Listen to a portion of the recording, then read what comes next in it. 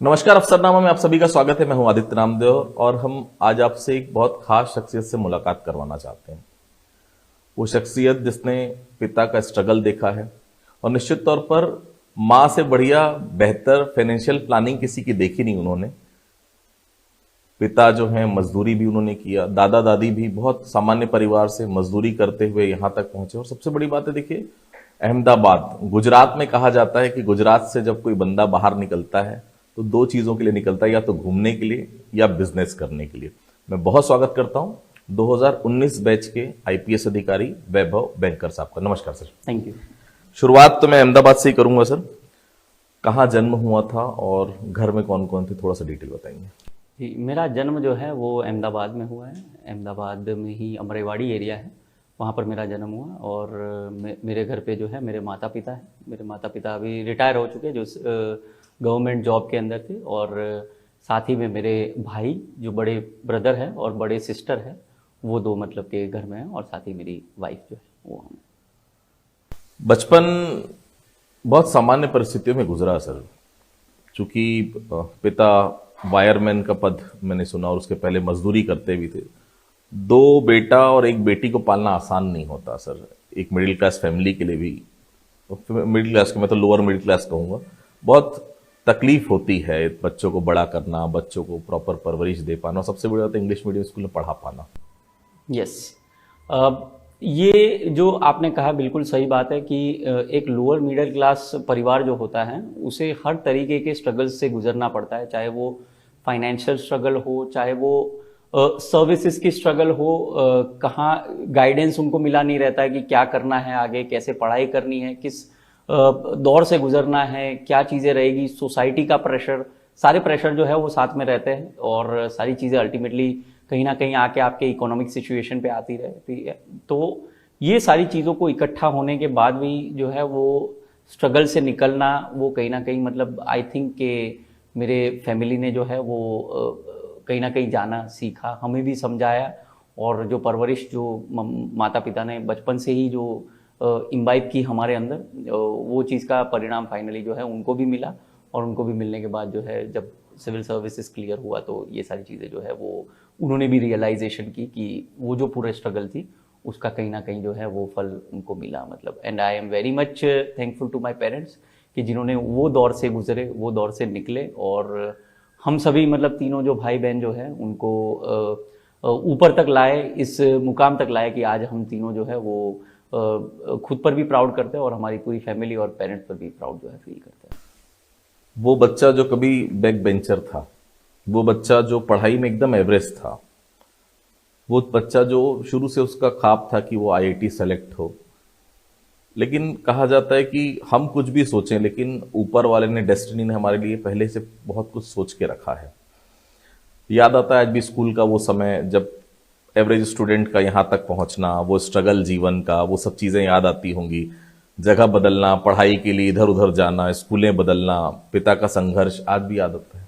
Yes, definitely. वो संघर्ष ऐसा फेज है कि जब भी बोलते हैं हम लोग कई बार कि चाहे कितने भी आसमान में पहुंच जाए, but never forget your roots. कहाँ से शुरू किए थे उसे कभी भी नहीं भूलना चाहिए। वो चीज़ों को हमेशा याद करता हूँ मैं जब भी हम इवन फैमिली के साथ बैठे होते हैं, या कई बार मतलब कि मेरे वाइफ के साथ बैठा हूँ या किसी मेरे ब्रदर या सिस्टर के साथ बैठा हुआ हूँ, तो इस चीज़ को रियलाइजेशन करते हैं हम लोग कि जब स्कूलिंग जो है वो कितनी मुश्किल से हुई थी। मम्मी पापा का स्ट्रगल, मम्मी का फाइनेंशियल स्ट्रगल हो, पापा का भी मतलब कि फिजिकल स्ट्रगल था उनकी जॉब में और बाकी सारी चीज़, उसके बाद भी ध्यान देना, बच्चों को पढ़ाना, उनको मतलब आगे बढ़ाना, हमें वो शिक्षा देना कि जिससे उन्होंने हमें कैपेबल बनाया। और वो कैपेबिलिटी का परिणाम भी हमने उनको दिया कि जिस हिसाब से रिजल्ट्स लाते थे और देते थे। तो एवरेज स्टूडेंट उस वक्त था मैं। उस वक्त चूंकि हम लोग ऐसे बैकग्राउंड से आते हैं कि कई बार वो बैकग्राउंड के बच्चे जो होते हैं उनमें कॉन्फिडेंस नहीं होता है। आप हमेशा देखेंगे लोअर मिडिल क्लास के जो बच्चे रहते हैं उनमें कॉन्फिडेंस नहीं होता है, कॉन्फिडेंस की कमी होती है। आप कई बार स्कूल्स में पूछने जाएंगे तो दो तीन बच्चे हाथ रेज करके कॉन्फिडेंटली बोलेंगे, बाकी बच्चे जो है वो बैठे रहते हैं। तो वैसा ही मतलब कुछ था मेरे अंदर भी। उस वक्त कॉन्फिडेंस नहीं रहता था, हमेशा छिप के रहना है, पीछे रहना है। वो वाला जो है फेज, पूरा एक फेज स्कूलिंग के अंदर देखा। उसके बाद जब 10th 12th क्लियर किया, आईआईटी करना चाहते थे, उसकी जो है प्रिपरेशन शुरू की, बट अनफॉर्चुनेटली एक ऐसा इंसिडेंट हुआ कि जब मतलब मैं नहीं कर पाया उसको। लेकिन उसके बाद भी जो है वो, जब आप वो स्ट्रगल्स को याद करते हैं, वो एकाग्रता को याद करते हैं कि वो स्ट्रगल्स के बाद भी आपने मेंटेन की और उसके बाद फिर आप कहीं ना कहीं ऊपर आते हैं, तो आई थिंक के that becomes part of your life, और उसको ना तो आप कभी भूल पाओगे और ना ही भूलना चाहिए। पिता का 4-4, 5-5 दिन घर से बाहर रहना, माँ का भी, क्योंकि माँ बैंक में नौकरी करती थी, दीदी जो थी वो बड़ा रोल प्ले किया आपको बड़ा करने में, आपको पढ़ाने में। बचपन का वो दिन भी याद आता है? डेफिनेटली, जब मम्मी पापा दोनों जॉब में रहते थे, कोई घर पे होता नहीं था, तो स्कूल जाना आना भी खुद से करना है, वहाँ पर रहना भी है, खाना भी कई बार खुद से ही बनाते थे हम तीनों बच्चे जो है मिलकर। तो दीदी का ही एक जो है हाथ रहता था हमारे ऊपर, वही थी जो हमेशा हम लोगों को जो है वो पालती थी, बेसिकली ऐसा था। तो आई थिंक के that happens to be like हमारा, इसीलिए सिबलिंग्स का बॉन्ड भी बहुत ज़्यादा स्ट्रांग है। जब भी हम मिलते हैं तो ये चीज़ों को जरूर याद करते हैं। बचपन से आईआईटी में जाना चाहते थे आप, चूंकि 10th के बाद जनरली 11th में हम सब्जेक्ट लेते हैं, पीसीएम लिया भी आपने। जिद्दी बहुत थे, सुना मैंने कि मैं ये करूंगा तो करूंगा, नहीं करूंगा तो नहीं करूंगा, जाने दो, ऐसा कुछ हुआ था? यस, एक इंसिडेंट ऐसा था जब इवन 10th स्टैंडर्ड के बाद ही मतलब मेरा ओरिएंटेशन जो है वो आईआईटी की तरफ हो गया था। मेरे अंकल थे, उन्होंने काफ़ी गाइड किया इस संदर्भ में कि आईआईटी कैसे किया जाता है। मेरे पापा जो थे वो भी हमेशा हम लोगों को, जो भी बच्चे थे उनको कहीं ना कहीं सेमिनार्स में ले जाते थे, इवन टॉपर्स से मिलवाते थे, जैसे अभी होता है, तो टॉपर्स से मिलवा कर उनसे गाइडेंस लेना, ये सब चीज़ें कभी भी ऐसा मौका अगर मिल जाता था तो चूकते नहीं थे, जरूर से हमेशा बच्चों को ले जाकर जो है वो करवाते थे। तो उसी के संदर्भ में ओरिएंटेशन जब आईआईटी का बना तो अच्छी प्रिपरेशंस की, 11th 12th स्टैंडर्ड 2 साल लगातार आईआईटी की प्रिपरेशंस जो है वो करता रहा। करने के बाद फाइनली ऐसा एक फेज आता है जब आप कॉन्फिडेंट होते हो एग्जाम को लेकर, आप सारी चीज़ आपको पता है कि मतलब no you have done enough in your preparations and you can give, वो एक कॉन्फिडेंस होता है कि you can give better results out of it और get better results out of it. वही कॉन्फिडेंस था। लेकिन बोलते हैं ना कि गुजराती में एक कहावत है, हमारे बोलते हैं कि दशहरा दिवसे घोड़ो ना दौड़ो, ऐसे बोलते हैं। तो उसी दिन जो है जब एग्जाम का दिन, मैं आऊंगा उस पर। मैं ये सवाल इसलिए भी जरूर उठाना चाहता हूं कि कई लोगों के साथ ये होता है, कॉन्फिडेंस अपनी जगह है, ओवर कॉन्फिडेंस अपनी जगह है, और मुझे ऐसा लगता है कि जो आपके साथ हुआ ये बहुत सारे लोगों के साथ होता है कि जिद कर बैठते हैं यार कि ये सवाल मुझसे क्यों नहीं सॉल्व होगा, और शायद उस एकलौते सवाल के चलते हम अपना पूरा पेपर खराब कर देते हैं। जरूर डिटेल बताइएगा क्योंकि वो बहुत जरूरी है लोगों को सुनना कि आखिर हुआ क्या था उस समय। इट सो हैपन्स कि आई वॉज वेरी मच कॉन्फिडेंट कि मैं जो है वो एग्जामिनेशन को क्रैक कर लूंगा, और मुझे मतलब काफ़ी सारे मेरे रिजल्ट्स भी जो आ रहे थे अलग से जो टेस्ट में दे रहा था, तो दोज वर गुड रिजल्ट्स। तो I was pretty much confident. जब एग्जाम्स आई तो एग्जाम की बारी आई तो फर्स्ट पेपर, उस वक्त 2 पेपर होते थे आईआईटी के। पहले पेपर में मैं देख रहा था तो सारे क्वेश्चंस देखा मैं पीसीएम के सारे, तो सारे क्वेश्चंस आते थे। देख के ही मुझे लगा कि इजी पेपर है, अच्छा पेपर है, I would definitely score well in this. मैंने सॉल्व करना शुरू किया, मैंने सारे क्वेश्चंस जो है 1 by 1 सॉल्व किए। सारे क्वेश्चन सॉल्व भी हो रहे थे, आंसर्स भी आ रहे थे, एक्सपेक्टेड आंसर्स आ रहे थे। एक केमिस्ट्री का ही मोलर मास का क्वेश्चन था, उसी में जो है कुछ शायद तक मैं मिस कर रहा हूँ तो सॉल्व नहीं हो पाया। आधे घंटे तक लगातार मैं सॉल्व करता रहा उसको, मुझे पता भी नहीं चला कि आधा घंटा निकल चुका है। और उसके बाद बेल रिंग हुई और पता चला कि ओनली 5 मिनट्स बची हुई है एग्जाम को खत्म होने के लिए। तब जाके मुझे रियलाइजेशन हुआ कि मैंने पूरे क्वेश्चन जो है वो क्वेश्चन पेपर में सॉल्व कर रखे हैं, मेरी ओएमआर शीट पूरी की पूरी ब्लैंक है। और उसके बाद मैंने जो है ओएमआर शीट्स को भरना शुरू किया। उसके बाद मैंने 11 क्वेश्चंस, शायद तक 11 या 12 क्वेश्चंस जो है उसको टिक किया था ओएमआर में, जो बबल्स करने थे। और उसके बाद पेपर जो है इन्विजिलेटर ने ले लिया था। And that was the day that I cried a lot. बाहर जाकर मतलब कि मेरे पेरेंट्स के सामने भी मैं बहुत रोया था कि इतनी बड़ी गलती मुझसे हो गई है। आई एक्सेप्टेड माई मिस्टेक कि हाँ वो गलती हुई है मुझसे, ऐसा नहीं होना चाहिए था। कहीं ना कहीं मतलब I was over excited about that thing, ये चीज़ हुई है। नहीं, लेकिन एक समय तो ये था आईआईटी नहीं तो कुछ नहीं। यस, वो भी एक फेज था जब आईआईटी के लिए I was very much desperate कि जाऊंगा ही, वहीं पर ही करूंगा। But unfortunately this didn't happen. That happen to be reason कि मैं थोड़ा एक लो फेज में चला गया था। लो फेज में काफ़ी सारी ऐसी और अदर इंस्टीट्यूशंस थी जिन्होंने मतलब कि मुझे जो है अप्लाई किया, कि उन्होंने मुझे जो है वो कॉल लेटर वहाँ से भी आया हुआ था, लेकिन कॉल लेटर का मैं रिस्पॉन्स नहीं देता था, बल्कि कॉल लेटर्स को जला देता था। तो घर वाले बाद में बहुत डांटे भी मुझे कि ऐसा क्यों करता था। तो मैंने उनको बताया भी कि अगर IIT नहीं तो कुछ नहीं, फिर मैं और कहीं नहीं जाना चाहता हूँ। And I was in a very low phase.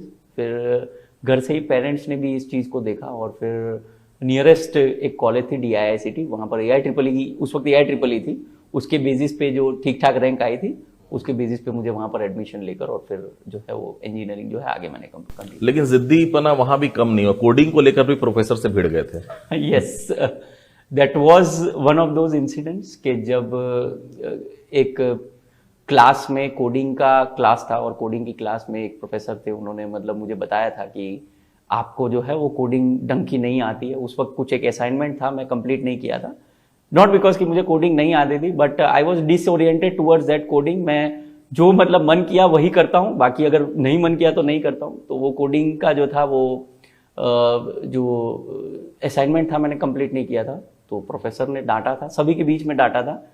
तो वो काफ़ी हद तक मुझे जो है वो लग गया था अंदर कि ऐसा कैसे हो गया। I am not an incapable person, मैं वो शो करना चाहता था।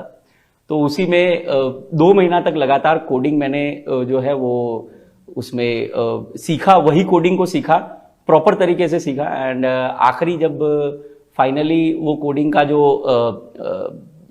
असाइनमेंट होता है, फाइनल असाइनमेंट जो होता है, तो मेरी पूरी बैच को मैंने ओपन इनविटेशन थ्रू कर दिया था कि जिसको भी अपना जो भी प्रोजेक्ट जो है कंप्लीट करवाना हो मेरे पास आ जाए, मैं कोडिंग करके दे दूंगा। इंटरव्यू जो लेने आता था उससे भी भिड़ जाते थे आप? कॉलेज का जो आखिरी ईयर था, तो उसमें कॉलेज टाइम में जो रहता है कि एक इंटरव्यू से एक्सपेक्टेशन होती है, तो एक्सपेक्टेशन के हिसाब से जब इंटरव्यूज नहीं जाते थे तो कई बार ऊपर नीचे ऐसे होता था कि इंटरव्यूज से मैं खुद उठ के चला गया हूँ, ऐसा हुआ है। तो that happen to be my orientation towards the end of the college, कि जब मैं मतलब अपने जो स्किल सेट्स थे, मैं आई ऑलवेज फील कि मेरी स्किल सेट्स का प्रॉपर यूसेज हो जहाँ पर, वहाँ पर मतलब मैं जाऊँ, और वो मुझे फील नहीं हुआ कहीं ना कहीं मतलब। तो इंटरव्यूज में जो है मैं फिर मतलब खुद से ही जो है इंटरव्यूज को छोड़ देता था कई बार। वैभव जी, शास्त्रों में लिखा है कि जो आपके मन को भाया वो अच्छा, जो आपके मन मुताबिक नहीं होता है तो और अच्छा। जीवन में हर किसी के एक मेंटर होता है जो आपको गाइड करता है जब आप ऐसे फेस में आते हैं जहां आपको वाकई में उस गाइडेंस की, उस मेंटर की जरूरत पड़ती है। लगभग ग्रेजुएशन कंप्लीट हो रहा था, अब मन में आया कि दिल्ली चलना है। एक शायद अंकल थे आपके, जितना मैंने आपसे बात की जाना, उनका बहुत बड़ा रोल था, नहीं तो शायद इंजीनियरिंग करने के बाद कहीं पढ़ाते या किसी IT कंपनी में आप जाकर नौकरी करते। अचानक वो पूरा चेंज हुआ आपका फ्यूचर, क्या सोचा था उस समय आपने? उस समय जब लास्ट ईयर था मेरा कॉलेज का, तब मेरा ओरिएंटेशन IT सेक्टर से हट चुका था बिकॉज ऑफ सर्टेन जो मैंने आपको बताया पहले कि जो थे मतलब इश्यूज। तो उसी वक्त मेरे अंकल जो थे, he was an excellent mentor. उन्होंने मुझे IIT के लिए भी मेंटरशिप दी हुई थी, गाइडेंस हमेशा देते थे। एंड ही वॉज लाइक कि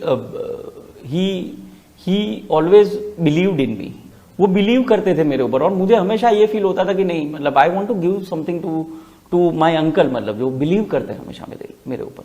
उसी के साथ साथ फाइनल ईयर में मेरा एक दोस्त था मनीष, उसी ने जो है वो सबसे पहले मुझे सिविल सर्विसेज के बारे में जो है बताया कि ऐसे एग्जामिनेशन होती है। मेरे अंकल ने भी मुझे गाइड किया उसको लेकर कि सिविल सर्विसेज में जा सकते हैं, it's a very good career opportunity, और you can try it out. मतलब क्या रहता है क्या नहीं वो बात की बात है, पर you can try it out. तो मनीष के साथ जो है मैंने फिर सोचा कि चलो कॉलेज खत्म हो रही है, let's go and try out civil services and will do, फिर आगे जो भी होगा देखेंगे। 1.5 साल की तैयारी के बाद वापस आप अहमदाबाद लौट आए? यस, 1.5 साल की वहाँ पर हम लोगों ने प्रिपरेशंस की, तकरीबन 1.5 साल तक मैं वहाँ पर था। हमने कोचिंग भी की। उसके बाद मुझे कुछ हेल्थ इश्यूज हुए वहाँ पर, क्योंकि कंडीशंस वैसी थी दिल्ली की कि जहाँ पर मतलब रहना भी मुश्किल था, बाकी सारी चीज़ें। फाइनेंशियल स्ट्रगल बहुत होती है मतलब वहाँ के एस्पायरेंट्स को, बहुत से एस्पायरेंट्स जहाँ पर रहते हैं। तो उसके बाद फिर मैं अहमदाबाद आ गया, उसके बाद वो सिचुएशन के बाद, और अहमदाबाद में मैंने स्पीपा में ही ज्वाइन करके जो है बाकी की प्रिपरेशंस मेरी शुरू की, और वैसे ही मतलब कि ईयर बाय ईयर जो है मैं प्रिपरेशंस अपनी करता गया, और लगभग मतलब जो है वो 4 प्रयास मेरे जो है वो मैं 4 प्रयासों में फेल रहा, और 5th अटेम्प्ट में मेरा क्लियर हुआ। आपका गुजरात पीएससी में भी सिलेक्शन हो गया था सर? यस, गुजरात पीएससी में 2018 में मेरा सिलेक्शन हुआ था। जब 3-4 साल हो गए तो पेरेंट्स को भी लगा कि नहीं, प्लान बी के बारे में भी सोचे जब प्रिपरेशंस कर रहे हैं। तो इट वाज सो थिंग के और भी एग्जामिनेशंस मैं क्लियर कर रहा था। मैंने तकरीबन मोर देन 5 एग्जाम्स जो है वो क्लियर की थी उस वक्त। तो वो सब एग्जामिनेशन को फिर भी मैं इसीलिए क्लियर कर रहा था कि मुझे कॉन्फिडेंस रहे कि मैं क्लियर कर सकता हूँ, मैं अन्य एग्जाम्स को भी क्लियर करूँ और मतलब एग्जाम के अंदर बैठ के मैं कोई भी एग्जाम को निकाल कर जो है मैं अपने प्लान बी को भी रेडी कर सकता हूँ, ऐसा था। तो आई डिड दैट थिंग और अल्टीमेटली जब जीपीएससी निकला तो मेरे पेरेंट्स जो हैं उन्होंने ही गाइड किया मुझे कि you should join this job और it will help you out in UPSC as well. उसकी प्रिपरेशंस में भी, गवर्नमेंट को समझने में और स्ट्रक्चर को समझने में और एक सिविल सर्वेंट के फंक्शंस को समझने में और ज्यादा बेहतर जो है वो कारगर होगा। तो इसीलिए वो जॉब को मैंने ज्वाइन किया। बहुत यूनिक सरनेम है आपका, बैंकर। मैंने सुना जब रिजल्ट आया तो ये इस सरनेम में भी बहुत कुछ किया कि बैंकर है तो मैं ही होऊंगा, ऐसा कुछ हुआ था जिस दिन रिजल्ट आया था? रिजल्ट की भी एक कहानी है। जब हम लोग रिजल्ट जिस दिन आना था उस दिन दोपहर को जो है, मेरी जॉब में ही था, मैं जॉब से ही एक ब्रेक लेकर हम लोग दोस्त वगैरह जो थे, मैं गांधीनगर, चूंकि गांधीनगर में ही सचिवालय था और गांधीनगर में ही मैंने अपनी इंजीनियरिंग की हुई है। तो वहाँ के लोकल जो है मेरे दोस्त है काफ़ी सारे, जो मेरे इंजीनियरिंग के भी जो साथी लोग हैं वो लोग, तो वही साथ में मतलब चाय की टपरी पे हम लोग जो है वो चाय पीने के लिए बैठे हुए थे और वहीं पर ही जो है अचानक से रिजल्ट आया, पीडीएफ मिला और मेरे फ्रेंड ने बोला भी मुझे कि पीडीएफ आया हुआ है, रिजल्ट आ गया है। मैंने बोला मैं आप लोग यहीं बैठे, मैं किसी को बताना नहीं चाहता, मैं अलग जाना चाहता हूँ। अलग से गया मैं दूर पे और वहां जाकर मैंने सिर्फ अपनी सरनेम को टाइप किया, चूंकि बैंकर सरनेम बहुत ही टिपिकल सरनेम होती है, तो सरनेम को टाइप किया और वहां पर जैसे ही सर्च किया तो ऊपर आ गया 1 रिजल्ट फाउंड। और जैसे ही ये मुझे पता चला मैंने फ्रेंड्स को एकदम चिल्लाते हुए बोला कि हो गया, मेरा हो गया है, मतलब ऐसे।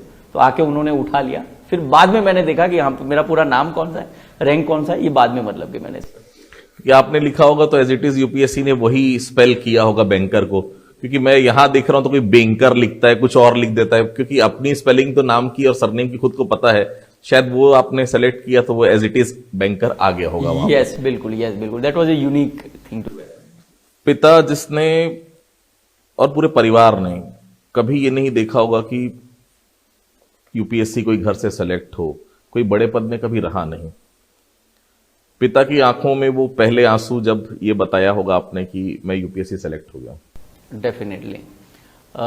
जब मैं वहाँ पर मतलब फ्रेंड से मिलकर और फिर वापस घर पे गया तो घर पे जाके मेरे पेरेंट्स जो है, पिता और माता मेरे दोनों बाहर ही थे।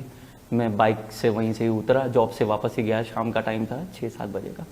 तब मेरे पिता जो है मुझे गले लगा के उठा लिए मुझे और उनकी आंखों में आंसू थे एंड ही टोल्ड मी कि जितना भी स्ट्रगल बचपन से आज तक मैं देखा हूँ उसका मतलब लगता है कि मुझे रिजल्ट मिल गया है, मतलब आज फाइनली मतलब ये है, अब मैं चैन से जो है अपनी लाइफ स्पेंड कर पाऊंगा, चैन से जो है वो इस दुनिया से रुखसत भी होंगे, ऐसा मतलब उन्होंने बोला मुझे। And I also cried in front of him and I told him के पापा आपने बिलीव किया हमारे ऊपर, इसीलिए मतलब आज जो है रिजल्ट आपको ये दे पाए हम लोग, मतलब आपके बिलीव की वजह से, आपके कॉन्फिडेंस की वजह से हमारे ऊपर और आपके स्ट्रगल की वजह का ही रीज़न है कि मतलब हम लोग जो है आज ये दे पाए, इस मुकाम पे पहुंच पाए। And he was very much happy. 1 घंटे तक उन्होंने मेरे से साथ बैठकर बात की, मैं किसी और से नहीं मिला, मैं सिर्फ मेरे माता पिता के साथ बैठा हुआ 1 घंटा और पूरी स्ट्रगल्स के बारे में हम लोगों ने डिस्कशन किया, क्या देखा हुआ है लाइफ में, क्या चीज़ें देख के आए हम लोग, क्या चीज़ें की है बचपन से, वो सारी चीज़ों के बारे में बात की। और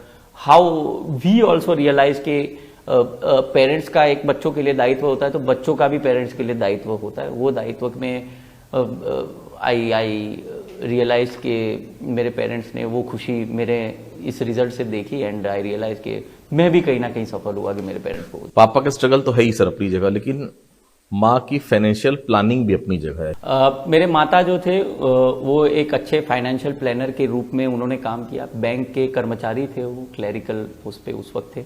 तो उन्होंने हमेशा जो है वो ये सोचा कि फ्यूचर में जब बच्चों को पढ़ाते हैं, एक पेरेंट्स का रोल ये बहुत ही इंपॉर्टेंट रहता है, जो मतलब मैं मेरे मदर को देख के आई जस्ट फील के I want to give example of my mother के बचपन में जब आप या तो जूनियर केजी सीनियर केजी में होते, फर्स्ट स्टैंडर्ड में जाते हैं या मतलब उसी वक्त का जो दौर होता है, तभी से मतलब जो है वो मेरे मदर ने जो है प्लानिंग करना शुरू कर दिया था कि जब कॉलेज में आएंगे तो इतने 12 साल होंगे, 13 साल होंगे, 15 साल होंगे, तब पैसे की आवश्यकता पड़ेगी, फीस भरनी होगी और एजुकेशन में क्या कर पाएंगे। हो सकता है उस वक्त मतलब फीस किस लेवल पर चली गई हो, प्राइवेट यूनिवर्सिटीज में अगर मिल गया एडमिशन तो क्या होगा, गवर्नमेंट में फीस कम होती है, प्राइवेट में बहुत ही हेफ्टी जो है फीस होती है, ये सारी चीजें। तो उसका प्लानिंग मेरी मदर का जो है वो स्टार्टिंग से ही हुआ था। जब मतलब हम लोग फर्स्ट स्टैंडर्ड में थे, सेकंड स्टैंडर्ड में थे, छोटी छोटी सेविंग्स करना, छोटी छोटी एफडीज करना, आरडीज करना बैंक के अंदर, उसको रखे रहना सालों साल तक, उसके इंटरेस्ट और बाकी सब आते रहते थे, उसको मतलब सेव करना, कहीं ना कहीं गैदर करना और फाइनली उसको जो है वो हमारे एजुकेशन पे ही खर्च करना, यूज करना, ये सब चीजें जो है वो मदर का जो प्लानिंग जो था वो कहीं ना कहीं हमारे काम में आया। तो मैं समझता हूं कि that is one of the best thing that you can see in your life के जब आपके पेरेंट्स ने इतना सोच के आपके एजुकेशन के लिए कुछ किया हो। छत्तीसगढ़ काडर मिलना, दूर दूर तक न छत्तीसगढ़ में कोई रिलेटिव, न कभी सुना न कभी देखा।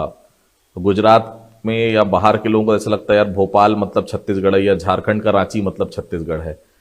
काडर जब मिला वो क्या कहा घर वालों ने कि छत्तीसगढ़ जाना है, क्योंकि बहुत अलग है, गुजराती कल्चर बहुत अलग है, वहाँ की लाइफस्टाइल बिल्कुल अलग है, सिविलाइजेशन बहुत अलग है, यहाँ सब कुछ अलग है। यस, इसमें जो है मेरे जब कैडर की एलोकेशन की बात आई थी तो एलोकेशन जैसे ही हुआ पता चला छत्तीसगढ़ कैडर है तो एक कल्चरल शॉक था सबके लिए, एक मेंटल शॉक भी था कि छत्तीसगढ़ जाना है, कैसे जाएंगे, क्या करेंगे, कल्चर पूरा डिफरेंट है, गुजराती कल्चर अलग है, छत्तीसगढ़ का कल्चर अपना अलग है और इतना दूर जाना है। ये है चूंकि मेरी जो एक्सटेंडेड फैमिली है, मेरे रिलेटिव्स है और मेरे जो बचपन के साथी सब सोशल पूरा गैदरिंग जो है वो पूरा सेटअप अहमदाबाद में है, सब गुजराती है, प्रॉपर गुजराती फैमिली से बिलोंग करता हूं तो। और इनफैक्ट गुजरात में भी मतलब बहुत दूर दूर तक कभी नहीं गए, अहमदाबाद में ही रहे हैं वो लोग और हम लोग भी मतलब कभी भी इतना दूर नहीं गए हुए हैं कि कहीं पर जॉब के पर्सपेक्टिव से जाए। तो it was a big shock for them, उनको पता भी नहीं था छत्तीसगढ़ कैसा है कैसा नहीं, बट एक रिजॉल्व होता है अंदर कि जब आप सिविल सर्विसेज के लिए आए हुए हैं और सिविल सर्विसेज में सिलेक्शन हो गया है आपका, तो एक ऑल इंडिया सर्विस है ये और ऑल इंडिया सर्विस होने के नाते आपको कहीं पर भी जाना पड़ेगा, कहीं पर भी सर्व करना पड़ेगा। तो I was pretty much resolve कि चाहे कोई भी कैडर हो हम लोग जाएंगे वहां पर। तो डेफिनेटली फैमिली के लिए एक शॉक था, but I think over the years जो है जब मैं छत्तीसगढ़ के बारे में बताता हूं उनको तो they are much more comfortable in accepting Chhattisgarh, in knowing Chhattisgarh and in assimilating Chhattisgarh. दौड़ना बहुत शौकीन है आप, टेक्नोलॉजी के लिए भी बहुत प्रयास करते हैं, बाइक राइडिंग का बहुत शौक है और सबसे बड़ी बात है कि घूमने फिरने के भी शौकीन है, लेकिन इन सबसे अलग खाना बनाने के भी शौकीन है आप। तो घर में खाना संडे के दिन आप बनाते हैं कि मैडम बनाती? बाकी दिन तो चलिए कोई ना कोई बना लेता होगा। इट्स नॉट जस्ट संडे, कई बार ऐसा रहता है कि जब मैं घर पे पहुंचता हूं और मुझे कुछ मतलब ऐसा लगता है, खाने का बहुत शौकीन हूं मैं, साथ ही खाना बनाने का भी बहुत शौक है मुझे। तो I love to go to my kitchen, मैं किचन में जाता हूं, जो भी सामान दिखता है तो उससे कुछ ना कुछ बनाने का ट्राई करता हूं। कई बार रहता है रेसिपीज नहीं आती है तो यूट्यूब पे देख लिए, ऐसा है। मैडम के साथ भी इन्वॉल्व हो गए, दोनों साथ में बैठकर जो है वो खाना बना रहे हैं या कुछ ऐसी कोई सुखी जीवन का रहस्य पता चल गया आपको, मतलब कुछ करना पड़ेगा ऐसा घर में। Definitely yes, and it is something that is part of your life balance, मैं समझता हूँ। और कहीं ना कहीं एक ऐसी एक्टिविटी होनी चाहिए लाइफ में जो आपको खुशी दे, जो आपके परिवार को भी खुशी दे। और कहीं ना कहीं मुझे वो खाना बनाने में, कुकिंग में वो जो है वो मतलब फील आता है वो वाली चीज। तो मैडम जिस दिन ज्यादा नाराज रहती हैं उस दिन कुकिंग होती है ऐसा कि किसी भी दिन हो जाती है? ऐसा नहीं, किसी भी दिन हम लोग जो है वो कुकिंग कर लेते हैं, जब भी मन करता है, जब भी मुझे मन करता है या उनको मन करता है तो हम साथ में भी कर लेते हैं। कई बार मैं अकेला भी बना लेता हूँ। आखिरी सवाल सर, यूपीएससी एस्पिरेंट्स जो हैं छत्तीसगढ़ में, मैंने देखा कि पहले के सालों की तुलना में अब काफी लोग सेलेक्ट हो रहे हैं। यूपीएससी की मैं बात कर लूं, पीएससीज में काफी सिलेक्शंस हैं। उन लोग जो लगातार प्रयास करते हैं, क्योंकि आपका 5वें अटेम्प्ट में हुआ, 4 साल लगातार तैयारी करना, और उस समय इंसान का दिमाग, उस समय मेंटल आपका ये सिचुएशन कि यार 1 साल नहीं हुआ, 2 साल नहीं हुआ, 3 साल नहीं हुआ, मतलब इतना अपने आप को रोक कर रखना, और सबसे बड़ी बात है इतना इंतजार। अब की जनरेशन बहुत मुश्किल होता है, वो क्विक डिसीजन चाहती है, हुआ यार, नहीं तो प्लान बी तैयार करो। क्या कुछ कहना चाहेंगे ऐसे लोगों के लिए? देखिए, यूपीएससी जो है it's a marathon kind of thing. It will test you mentally. Civil services examination आपके मेंटल टेस्ट और मेंटल गेम का पूरा मतलब के जो है वो सिनेरियो है। हम लोग कई बार सोचते हैं कि भाई जो है वो 1 साल में तो निकल ही जाएगा, 2 साल में निकल जाएगा, कई बार सोचते 3 साल में निकल जाएगा, बट यूपीएससी में ऐसा नहीं है, सिविल सर्विसेज एग्जामिनेशन में ऐसा नहीं है। इट सो हैपन्स कि फर्स्ट ट्रायल में भी निकलता है, कई बार ऐसा होता है कि it takes trial upon trial 3 साल 4 साल 5 साल, but you need to believe in yourself. जब तक खुद पे बिलीफ नहीं है, जब तक आप अपने प्रिपरेशन पे बिलीफ नहीं रखेंगे, तब तक आप इस मैराथन में टिक नहीं पाएंगे, ऐसा है। So I think that it is very much important to be practical about things के हाँ, और बी कंसिडरेट अबाउट थिंग्स कि यूपीएससी जो है वो टाइम भी मांगेगा, वो आपका मेंटली स्टेट भी जो है वो स्ट्रांग करेगा, और उसके साथ साथ जो है आपको ये भी टेस्ट करेगा कि आप में वो पेशेंस की क्वालिटी है या नहीं, कि आप पेशेंस को रखें अपने अंदर। ये जब ये चीजें मिल जाएगी तो आई थिंक कि आप यूपीएससी को टैकल करने के लिए बहुत ही सक्षम बन जाएंगे, और फिर चाहे मतलब 1 अटेम्प्ट हो या 4 अटेम्प्ट हो, ultimately you are like very much possible to achieve your goal. बहुत बहुत धन्यवाद सर हमसे बातचीत करने के लिए। तो आपने वैभव बैंकर साहब को सुना, साफ तौर पर कहना, देखिए यूपीएससी मैराथन है, और मैराथन में आपको सबसे ज्यादा किसी चीज की जरूरत पड़ती है तो आप ये मान के चलिए कि आपको धैर्य की जरूरत है। प्लान भी ठीक है, आप जीवन में अपनाएं, लेकिन प्लान ए जो आपने सोच के रखा है उसके लिए तो आपको दृढ़ता से भिड़ना ही पड़ेगा, और सबसे बड़ी बात है धैर्य रखना पड़ेगा। जीवन में कोई चीज एक दिन में नहीं होती, समय लगता है, लेकिन हाँ, समय अगर लगता है तो कंसिस्टेंसी के साथ आपको उसमें वर्क करना पड़ेगा, काम करना पड़ेगा, और निश्चित तौर पर अपने दिमाग को विचलित होने से बचाना पड़ेगा। अफसरनामा में इतना ही, अगली बार फिर किसी अधिकारी से आपकी मुलाकात कराएंगे, तब तक के लिए बहुत बहुत